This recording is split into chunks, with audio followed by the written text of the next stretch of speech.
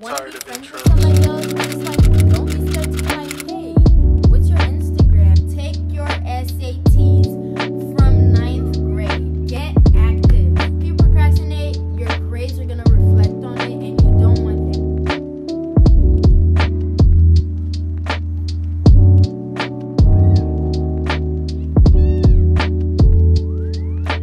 Hi guys, welcome back to my channel. So for today's video, I am going to be giving advice to the upcoming freshman class. I'm going to be a junior in high school, and I do feel like I have a few things that I want to say, from one, being a freshman myself, and two, observing the freshman class when I was a sophomore last year. So without any delay, let's just get into this video. Alright, so I have everything written down on my computer. These are just some of the key points that I want to make. So if you guys see me look down, is because I'm trying to see what point I want to make. So the first thing on my list is talking about the first day. It's going to be overwhelming, it's going to be confusing, but you are gonna get the hang of it after a week or two. Like, high school, the school itself is huge. Like, you're going to get lost, you're bound to get lost, you're bound to be confused, but it's okay. Like I said, you're gonna get the hang of it. You're gonna be there for 4 years. You're gonna know that building like the back of your hands. It could be scary because you have new buildings, new environment, new faces. Because let me tell you guys, there is a big chance that at least like 75% of the kids that you either went to middle school or elementary school with are not going to be at your school. There is a chance that you guys are going to be spread out. Like, it's just bound to happen. Like, me personally, I only went to school with my best friend because we decided to go to just a school that is not really known and our friends wouldn't go to. So it was only me and my best friend, and we ended up making more friends in the future. On the subject of friends, my second point is talking about not being afraid to put yourself out there and make new friends. And what I mean by that is, like, don't be afraid. If you want to be friends with somebody else, just like, don't be scared to be like, hey, what's your Instagram? And like, just start like having little conversations like every day. You know, just start having little conversations, and the next thing you know, you're probably sitting with them at lunch, and then you become close, you become friends. Like, just don't be afraid to like be confident and like make friends. Just don't be scared to like talk to somebody, or you see like you really want to be friends with them but you're just staying back. And the third point, which kind of goes into making friends, is be yourself. And you guys are probably gonna see this in everybody else's video about advice to freshmen, but it's really important that you're yourself. Like, don't try to be somebody else. I know there is this thing with like, oh, I'm going to a new school, nobody knows me, like I can reinvent myself. Like, it's okay to reinvent yourself, but what is your motive behind it? Like, do you want to reinvent yourself to be like the cool kids and like just be somebody you know you don't like, or you know you wouldn't want to be friends with? Or do you want to reinvent yourself to be better? Like, if you're trying to be better and you want to reinvent yourself, go ahead, go for it, as long as you're trying to be better. But if you're trying to be someone else that you're not in order to make friends, then please don't do that. Like, that's not going to get you nowhere. And even if you end up being friends with a lot of people and they see your true character, like, everything's just gonna go south. Like, there's no point in just pretending to be someone else that you're not. I do want to talk about how some of your friendships may what's the word I'm looking for? They may get altered. Like, you guys might not be as close anymore. In elementary school, you're always with one class. Like, you always with one class. In middle school, you probably have lunch with your grade, so you always see your friends no matter what. In high school, it is not like that. you are bound to have different classes. You may have 1 or 2 classes together, but you're bound to have different classes. And I know some high schools have like A lunch, B lunch, and C lunch. My school doesn't, but some high schools do. And that might cause your friendship with somebody else to not be as strong anymore. And honestly, there's nothing you can really do about that unless you guys like talk outside of school. There's really nothing you can do about that. And also, I do want to talk about being in with the wrong crowd, which is something you absolutely do not want to do. There is no way it's going to benefit you if you're in with like the cool kids that don't care about their academics. They're just there to entertain other people, and they're rebellious. They don't follow the rules of the schools, because if they get in trouble, you're gonna get in trouble too. So there's just no point in trying to get into that crowd unless you really don't care about your academics, which I don't really know what to say to that. But if you do care about your academics, just don't get into that crowd, because they fight a lot in high school too. That is not really common in middle school and elementary school, but in high school there are fights, like at least one fight a week. There's at least one fight a week. Some schools have like a fight every day. So just, if they get in trouble, you get in trouble, and it stays on your record. You just don't want that on your record, especially if you want to go to college and you want to have a good future. Just avoid that crowd as much as possible. I don't really have a lot of experience with fake friends, but I do have some. And when you start high school, I find that it's very easy for others to take advantage of you, especially if you know your things and you're smart and you know what you're doing in the class, and they're probably either flunking it or they're being lazy. So an example of this is like them asking you for answers repeatedly and not doing their work, because 1, it could get you in trouble, and 2, like, they're setting themselves up for failure.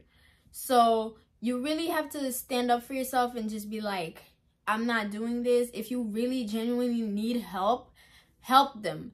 But don't like just give them the homework answers without like at least making sure they understand it. You see what I mean? Like, it's very easy for, and this doesn't only happen in school. It happens like anywhere, honestly. Like, you have those types of friends that only hit you up when they need something. That's just fake. Like, they never care about you. They don't sit with you at lunch. They only hit you up when they need homework or like maybe like a few bucks or something. Like, just cut those people off. It's not worth it at all. Put yourself first, basically, is what I mean. But also, don't be selfish. Like, because they'll say that if you don't give them the homework answers, you're selfish, but you're not. You're honestly doing them a favor because they need to learn. And 2, you don't want to get in trouble yourself. So, like, put yourself first. Next up is whether or not I think you should be in a relationship in high school. And the short answer is I don't think there's anything wrong with it. I just think that you need boundaries between the two of you guys. And let me explain what I mean by this. If he is pressuring you into doing anything you don't want to do, that's a problem. Because you're not comfortable doing it, he should respect your decision. So if he's either pressuring you or gaslighting you into doing things that you don't want to do, or you're not comfortable doing, then you need to end that relationship. But that's just me, though. That's just my advice. You don't have to take it. But the fact that he's either pressuring you or gaslighting you is not a positive sign for your future in the relationship. So that's just what I think. And also, I want to talk about same school relationships.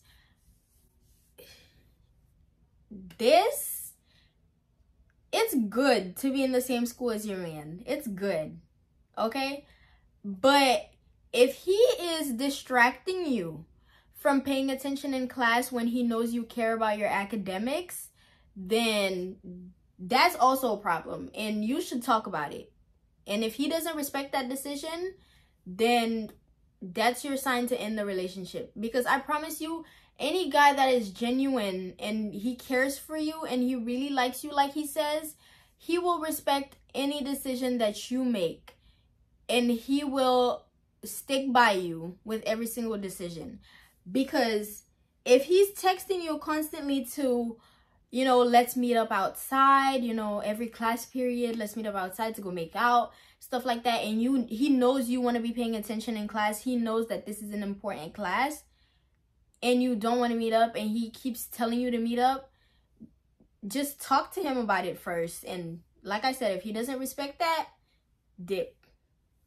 Because me personally, I always tell people that I know where I want to be in life, and I know that I need an education to get there. So my education is very important to me. And anybody, and I mean anybody who tries to mess with that, and they're messing with the wrong person. Because y'all, I don't play about my education at all, like at all. So you should, that's what I mean by like boundaries and like communicating. Communication is very important.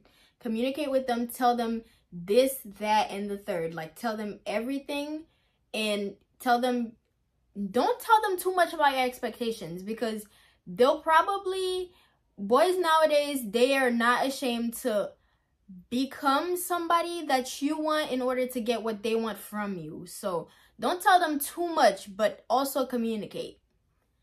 You just have to make the right decisions. Like, I don't know, but you just have to know.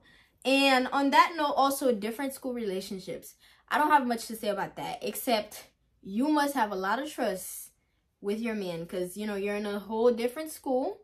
So, you know, if you really trust him, then, you know, that's good. But if you know you're the possessive type, the type to be mad with any girl that talks to him, that relationship is not going to work out. So, also, don't rush to get in a relationship after you end another one. Please, I have watched this happen one too many times. You finish, like, your relationship ends with a guy and you're rushing to get in a relationship with another guy. No, because you don't want to have the type of reputation of being known as passed around, or like that guy's had you, this guy's had you. It's not fun. You don't want to do that. Like, I've never been through it, and I won't go through it, but I can only imagine how embarrassed I would be if, you know, people were thinking that of me. Like, point being is, you don't want to have that reputation. Like, protect your reputation, keep your reputation clean. If people just want to talk about you just to talk about you, and like they want to make false rumors about you, just go about your day. And like, just don't let them disturb your peace. Focus on yourself. Focus on your academics, and don't make a guy your whole personality. Because I know some people where their boyfriends and their mans is their whole entire personality. Like, they cannot be alone.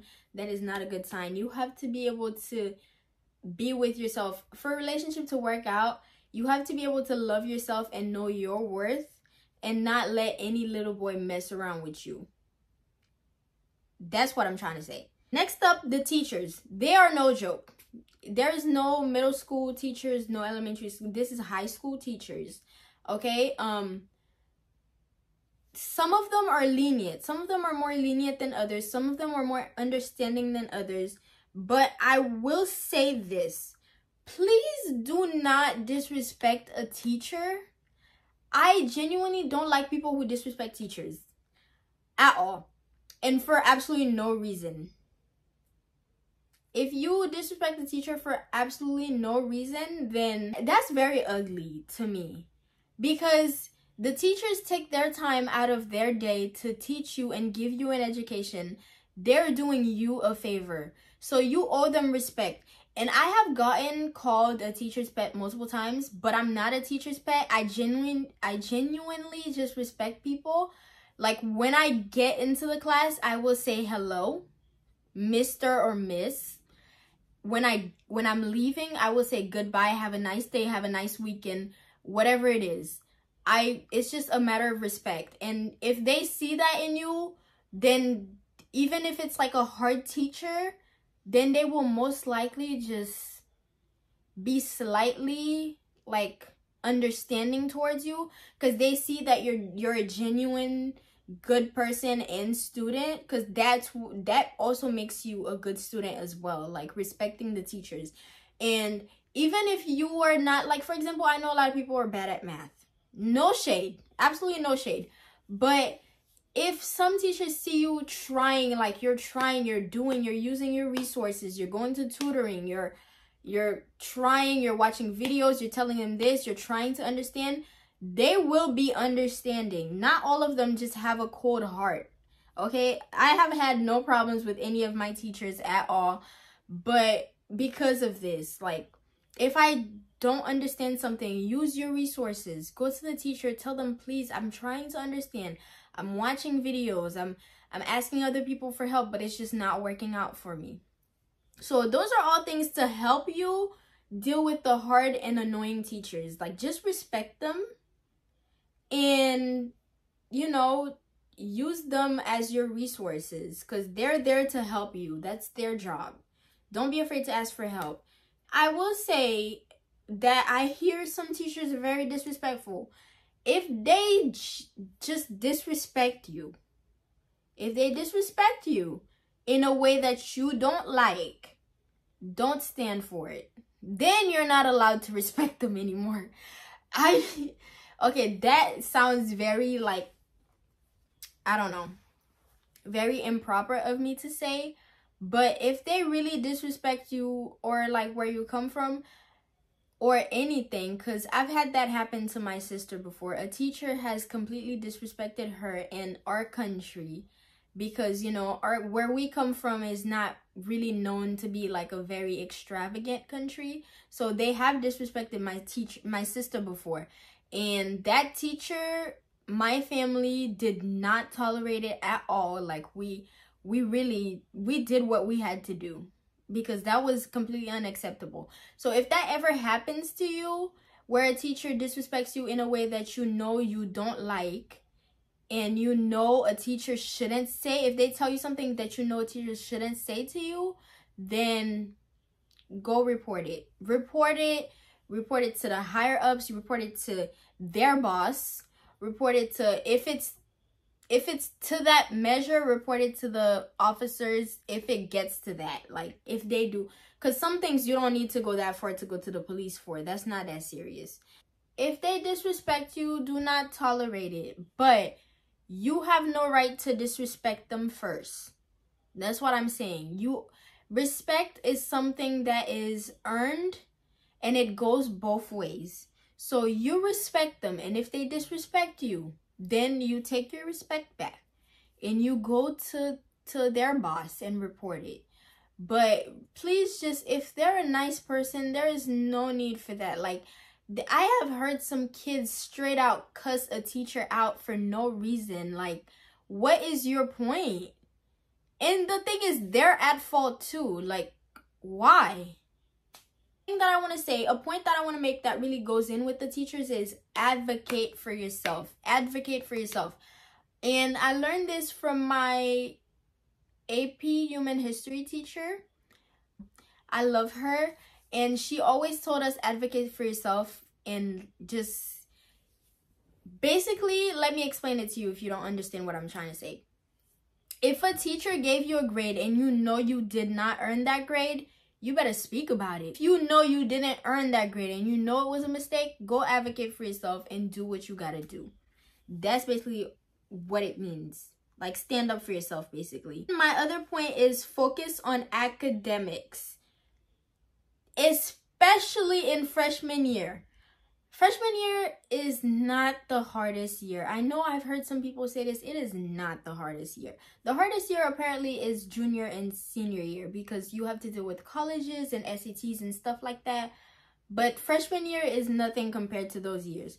It's fairly easy, actually. But please take that seriously, because if you come in, this is when GPAs start getting serious, y'all. Because if you want to go to college, The college is going to be looking at your GPA from freshman year to probably senior year. I don't think they go into middle school and all that stuff. I don't think they do that, but they start in 9th grade year. So what you want to do is really focus on your academics and focus on getting good grades, A's and B's. I wouldn't say C's, but A's and B's is where I would cut it at. I personally, this is what I did. My 9th grade year and 10th grade year, I took my hardcore classes. So I'm talking, I took biology, I took chemistry, I took 3 AP classes between 9th grade and 10th grade year. I took AP Human Geography and in 9th grade, and then in 10th grade, I took AP English Language and Composition. And then I took AP World History. But I'm going to get into AP classes in a little bit. But I'm just telling y'all this because it's very important. Because like I told you, junior and senior year, you're doing a lot more. Like, this time for you to get active if you're not active. Because you want to focus because you're about to apply to college. So you just want to get the bulk of everything out of the way. That's definitely what I did, and I don't regret it at all. Like, I took all my hard classes. I finished all my math credits. I took my science credits. Everything. It's just, I did the hardcore classes in 9th grade and 10th grade year. And now that I'm going into 11th grade year, I just feel relieved that I got it over with, because I'm going to be starting a nursing program now, and I'm going to be stressed about that. I just don't want to be stressed about everything else on top of it. So you really do want to focus on your academics and take them seriously, because that sets the foundation. If your GPA is low, guys, if your GPA is under like a 3.0, it's going to be hard for you to bring it up if you don't take your sophomore and freshman year seriously. When you're a junior, if you're under a 3.0, it's going to be hell to bring that GPA up. And I don't mean to say that to discourage you. I mean it to motivate you to take your freshman year seriously and your sophomore year as well. So those 2 years, those first 2 years of high school are very important. They're very critical. So yeah, and getting into academics, we have different levels of classes. We have regular classes, we have honors classes, AP classes, IB classes, and ACE classes. So my school, personally, we don't have IB or ACE, so I can't really tell you a lot about it. But as for AP classes, like I said, I've taken 3 so far, and I am only a junior in high school. I'm not taking any more AP classes because, like I said, I'm already in a rigorous college course, which is the licensed practical nurse program that my school offers. So in order for me to focus on that, I'm going to stop taking AP classes. But I am still taking honors classes. And the thing between regular honors and AP classes, regular classes, they just give you like the regular scale of 4.0 GPA, and honors, I believe, gives you 4.5, and AP classes give you 5. That is if you get an A though. I'm gonna see if I can find the chart that I had on my phone, and I'm gonna put it right here. So when your weighted GPA comes back and you like take honors class and AP classes, then your weighted GPA is going to be high. But your unweighted GPA is not really going to be that high. It's just going to count the 4.0. But the weighted GPA takes into consideration if you had an A plus, A minus, or just an A. If you had AP, honors, or regular, it just takes all of that into consideration. And another advice that I do really want to give is take your SATs from 9th grade. I know it can be intimidating, but take your SATs from your 9th grade year and then keep taking it. Like, take it at least once your 9th grade year. Then when you get to 10th grade is when I would probably recommend take it about twice. Like, take it one time each semester. Then when you get to 11th grade is when I would want to say, if you didn't reach like a 1350 or something, is when you want to keep doing it until you get to like a score that you're satisfied with in 11th grade year, and also take it your 12th grade year as well. Like, that is an advice my biology teacher gave me. And I didn't take my SATs in 9th grade, but I did take them in 10th grade. So to study, this is what I use. I use the SAT Premium Prep. It's a very thick book, but it honestly, it's a good book. It goes in depth with everything, and this is just the 2023 version. So I bought this last year, I want to say. So yeah, this is definitely good. And a very good resource as well is Khan Academy. Do not sleep on Khan Academy. I had somebody connect my college board with my Khan Academy, so like my scores, so Khan Academy could tell me basically what I did wrong. Because you also do take the PSATs in your 10th grade year as well. Some schools offer it. I know I took my PSATs in 8th grade because my middle school offered it, and I also took it last year because my high school had it last year. It's just, it's just a practice SAT, but it's also good because if you do really good on it, you can get scholarships. So just don't take those things lightly.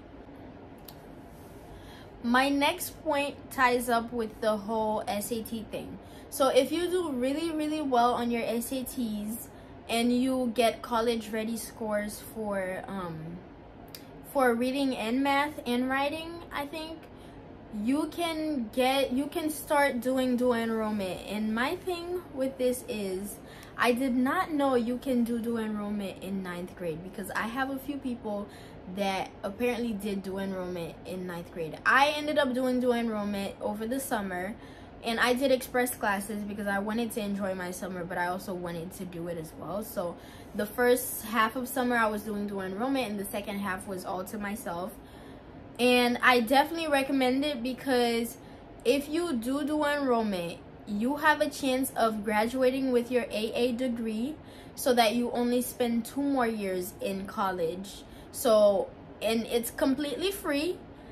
So the school pays for you to take college classes, so you can get half of your like 2 years. So you can get 2 years education, 2 years worth of an education at a college, and then you graduate with your AA degree, and then you can go on and do 2 more years to get your bachelor's degree. So I definitely think it's worth it. It's definitely worth it. So if you take your SATs your 9th grade year and you qualify for, and you get college ready scores for reading and math and all that stuff, look into it to see if your school advisor will let you take dual enrollment that early. Because I know some people, I know like 2 people off the top of my head, or 1 person I think, that started doing dual enrollment like the 2nd semester of 9th grade, and I was like, wow, I wish I knew about this so that I could do it. But I definitely think dual enrollment is worth it. But because I will be in the nursing program, I can't do dual enrollment in the nursing program. It had to be either one or the other, so I chose the nursing program. But if your school doesn't have a program that you're genuinely interested in and like you want to be part of, then definitely do dual enrollment. Because then another good thing about this is you can leave school early. Like my school, the kids are there and for the first 2 periods, and then the last 2 periods they get to go do dual enrollment. So like they have free time, and they only have 2 classes at the school and then 2 classes at the college. So it's just all, it's really good. I really do recommend it. My next point is get active. Get active from the jump. I am personally not doing any sports, but I wish I was. I don't have time to do sports right now, and I think me doing sports would really affect my academic performance. Because any sport that my school does, you have to be there, and you have to be at practice Monday through Thursday, and then Fridays games. And like I have watched other people struggle academically because they're doing sports, and I just don't want to be part of that. But that's just my school. Maybe other schools do it differently, and I work on top of that, so everything would just be too overwhelming for me. So I don't do sports right now, but I am in clubs. I'm currently in NHS, which is National Honor Society, and I'm in SGA, which is Student Government Association. So those two clubs are probably the most prestigious clubs that you can be in at your school, and they're definitely very good. You can get scholarships and just community service hours, which is another point that I want to make, but I'll talk about that in a minute. But yeah, definitely do get involved, get into clubs, get into sports. I definitely think being active is very fun, because it makes high school fun, and it helps you with making friends too. So if you want to make friends and you want to have fun in high school, definitely get active. That will help. Like I was saying with community service hours, get as much as you can. Right now I probably have about like 175 to 200, because there was a mistake in my community service hours sheet, and I talked to my advisor and he's fixing that for me. Other schools require 24 community service hours or 25 community service hours to graduate, but my school requires 100, because if you get 100 community service, if you're in Florida, you qualify for the Bright Futures scholarship, basically. So they just do everything so that, you know, they can set you up for your future, and I think that's really good. But if you get involved in your community to get community service hours, colleges will be very impressed, and they will definitely want you at their school. This next point is a very major big point. Do not procrastinate. People will tell you this, but they still procrastinate. But don't do it, not in high school, okay? And the thing is, what can really help with this is keeping a planner, because that helps you with managing your time, and it just helps you overall. Like I have been using a planner for like the past year straight, and it's just been such a lifesaver. If you procrastinate, your grades are gonna reflect on it, and you don't want that. If you care about your grades, you don't want that happening, okay? So most teachers, they'll give you a few days to complete homework, especially if you have AP classes. Since the workload is a lot, teachers do tend to give you at least 3 days to complete your homework. So try to get it done as soon as possible, and trust me, you'll feel so relieved.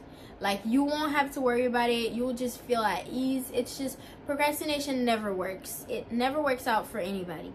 My last and final point is connect with your school advisor or your school assistant principal, like your grade assistant principal. I do think you guys should seek advice. Like, I literally go to my school AP for anything. I talk to him about anything academically. Like, I ask him about what he thinks and all these things, and he always gives me really good answers. So that's why I never really have a problem with him. But a lot of people in my school just don't like him that much. But trust me, you do wanna get to know your grade assistant principal, because he or she will help you a lot. Like, they're there to help you.